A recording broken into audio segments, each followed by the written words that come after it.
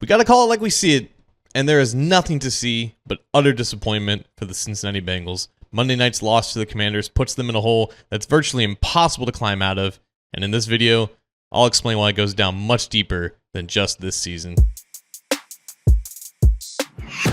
Hi again, Bengals fans. John Sheeran of A to Z Sports Cincinnati, and I can feel everyone watching this video slamming down on the panic button right now, and it's definitely warranted.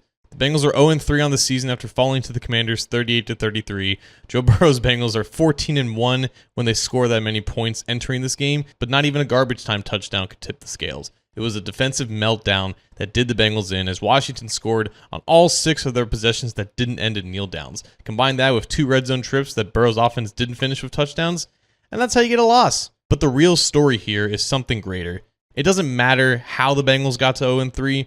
Their record is now who they are without camouflage. 0-3 teams so very rarely make it to the playoffs, and those that do, they definitely don't go to the Super Bowl. This was the expectation this year, and the Bengals fell flat on their face harder than they've ever done before in the Burrow and Zach Taylor era. And that, my friends, brings us to the 5-year rule. In over 100 years of NFL history, there has never, not once, ever been a head coach quarterback pairing that won its first Super Bowl together after the first 5 years of their partnership. As many people know, this is year 5 between Zach Taylor and Joe Burrow, and the Super Bowl does not seem to be coming anytime soon. Now, you could make the argument that an exception could be made if the Bengals were a better team, if they made the postseason and they fell just short of the Super Bowl once more, if there was a lot more promise to be had. But starting off 0-3, being one of the few winless teams remaining in the NFL, it sparks no sense of confidence that anything is going to get turned around and get anything close to being an exception to the rule. Truthfully, this was a dark possibility for the Bengals this year, and it just so happens that